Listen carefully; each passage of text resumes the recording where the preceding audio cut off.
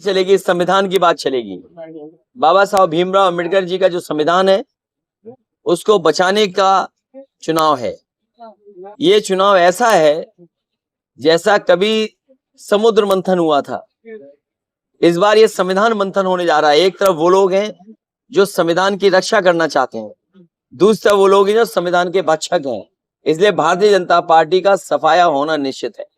मैनपुरी में कल भैया जिस तरह से मूर्ति के ऊपर पानी डाला गया है, देखिए बहुत बात साफ है।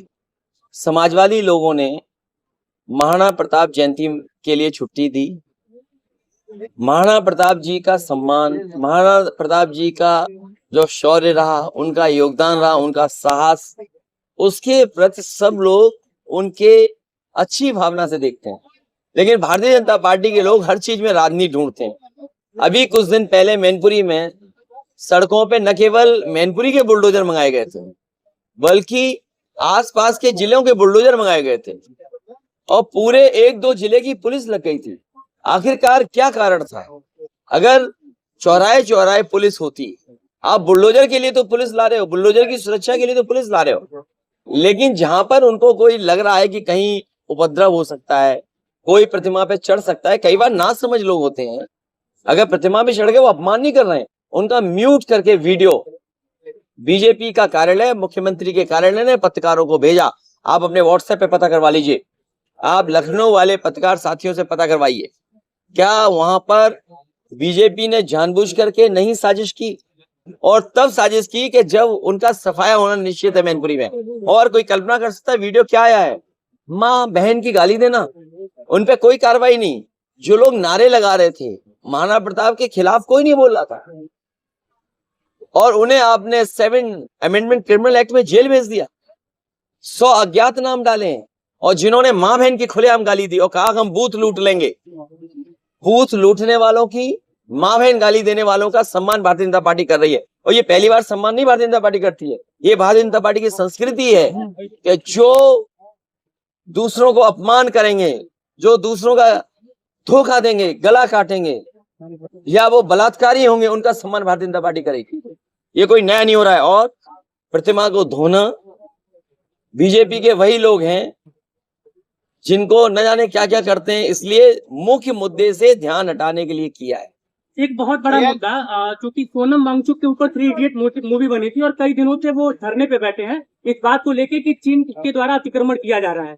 विपक्ष के तमाम बड़े नेता, मतलब कि ये आवाज सोनम वांगचुक की क्या वहीं पे धरी की धरी रह जाएगी या फिर उसको उठाया जाएगा विपक्ष के नेताओं? सोनम वांगचुक और उनके तमाम साथी सहयोगी बहुत दिनों से संघर्ष कर रहे हैं, और जो घटनाएं चीन की सीमा पर भारत की भूमि पर हो रही हैं, उसके बारे में जनता को और सरकार को इशारा कर रहे हैं, जागरूक कर रहे हैं। लेकिन कमाल की सरकार है जो सो रही है।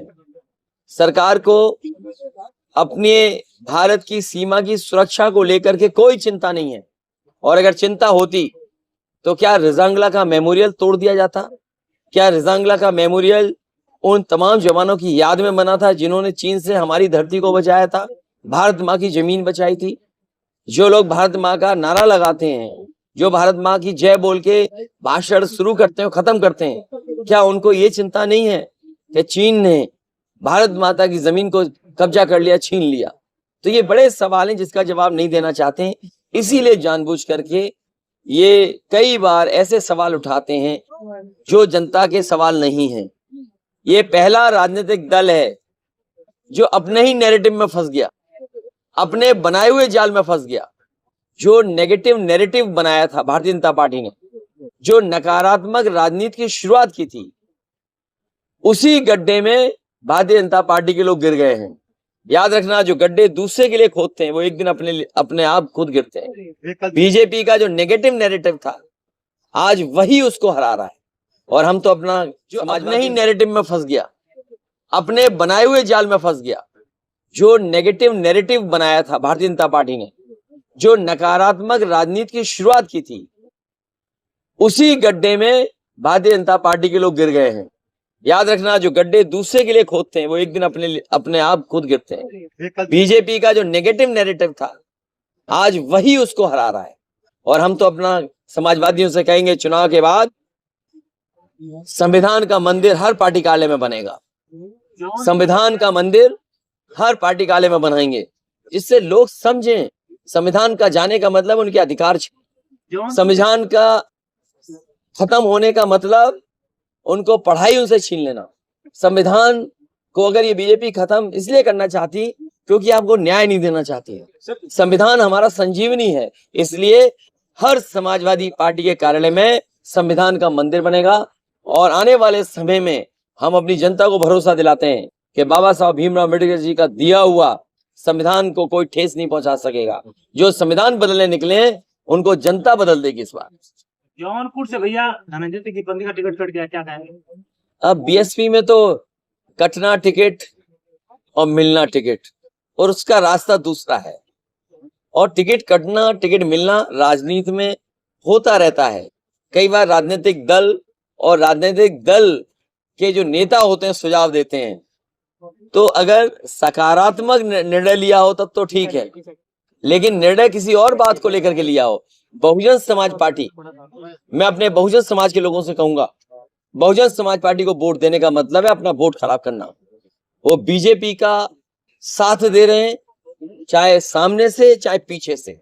इसलिए मैं आपके सामने अपील करता हूं कि बहुजन समाज पार्टी को वोट देने का मतलब है अपना वोट खराब करना। भैया सीएम योगी ने कहा कांग्रेस और सपा को लेकर कि ये इनके डीएनए में रामद्रोह है और ये देशद्रोही है। ये जिस पेड़ के नीचे बैठे हैं, ये पेड़ वो है जिस पेड़ पे आखिरी समय पे कृष्ण भगवान रहे। मैं इस पेड़ को साक्षी मान के कहना चाहता हूं कि भारतीय जनता पार्टी के जितने नेता सब झूठे हैं। एक आखिरी सवाल है, ये कल चुनाव हो रहा है, कल मैं कल के चुनाव के लिए मतदाताओं को कहूंगा कि ज्यादा से ज्यादा मतदान करें और नकारात्मक सोच वालों को हटाएं। छापेमारी भी जो नकारात्मक राजनीति कर रहे हैं उनको हटाएं। ये पुलिस वाले जो छापा मार रहे हैं, पुलिस वाले याद रखें और प्रशासन के लोग, क्योंकि इनकी भी नौकरी 3 साल की हो जाएगी। कहो डीएम को आउटसोर्स कर दिया तो आप बताइए। लेटरल एंट्री हुई थी, लेटरल एंट्री की गई थी दिल्ली में, उनसे काम लिए, गलत काम कराए और 3 साल बाद अमेरिका चले गए सब छोड़ करके। ये आपको पता है कि नहीं पता है? लेटरल एंट्री में जिनको आईएएस अफसर बनाया गया था, दिल्ली में नौकरी दी गई थी, बड़े बड़े काम करवा लिए, अपने मन मर्जी फैसले करा लिए, उसके बाद वो लोग नौकरी छोड़ के अमेरिका भाग गए। तो एक दिन ऐसा आएगा कि लेटरल एंट्री से डीएम बैठ जाएंगे और बाद में डीएम छोड़ के भाग जाएंगे भारत। अभी तक तो उद्योगपति छोड़ के भारत गए थे भाग के। ये जो बीजेपी ने आईएएस बनाए थे ये भी भारत छोड़ के चले गए। एक आखिरी सवाल और है। बीजेपी वाले बताएं कि लेटरल एंट्री वाले भारत छोड़ के कितने भागे हैं। भैया एक आखिरी संभल में सवाल है, मुस्लिम एक महिलाओं आखिरी को सवाल बुरके है। में जाने से उत्तर रोका प्रदेश जा रहा है। देखिए ये बीजेपी की ट्रिक होती है, स्ट्रेट ये रणनीति है। इधर रणनीति में फंसिए, मैं सबसे कहूंगा ज्यादा से ज्यादा वोट डालें। एक आखिरी सवाल है, उत्तर प्रदेश में 80 सीटें हैं, इस बार गठबंधन को कितनी मिलने जा रही है? अभी तक गठबंधन के पक्ष में जो मतदान हुआ है उसमें 79 सीटें जीत जाएंगे, केवल एक में लड़ाई, कौन सी वाली? क्यूटो में।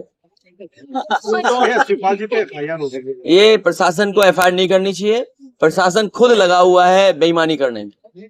आप बताइए मैनपुरी में क्या प्रशासन ने नहीं बेईमानी कर रही? इसी तरह बदायूं में वो अधिकारी मजबूर हैं।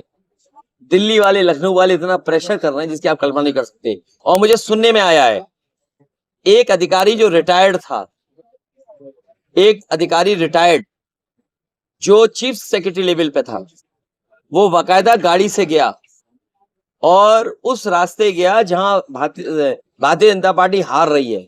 सभी अधिकारियों को निर्देश देते हुआ गया कि ये चुनाव जीतना है, चुनाव समाजवादियों को हराना है। मैं पत्रकार साथियों से कहता हूं बड़ी जिम्मेदारी के साथ उस अधिकारी का खोजिए कि जो अधिकारी सड़क से गया था, बड़ा अधिकारी है, रिटायर होने के बाद ऊंची पोस्ट पे बैठा था, वो हर अधिकारी को फोन करके गया, क्योंकि ये अधिकारी न समझें कि उनके यहाँ केवल उनके ही लोग हैं। ये भी है कि अधिकारी दबी जवान से कह रहे हैं कि हम क्या करें, हमारे ऊपर इतना प्रेशर है। तो सोचिए इसका चुनाव आयोग भी नोटिस ले कि ऐसे कौन से अधिकारी हैं जो निर्देश दे रहे हैं कि समाजवादी पार्टी के नेताओं पर FIR हो, समाजवादी पार्टी के जो कार्यकर्ता हैं उन पे झूठे मुकदमे लगाए जाए। ऐसे अधिकारियों के खिलाफ चुनाव आयोग कार्रवाई करे। हाथ में नहीं है। जब पहलवान हार जाता है, हमारे साथी किसी ने कुश्ती देखी होगी, जब पहलवान हारने लगता है तो क्या नहीं करे बताओ। जो हारने वाला पहलवान है कभी नोचता है, कभी काटने भी लगता है। तो और खिसियाना आदमी क्या करता है बताओ आप।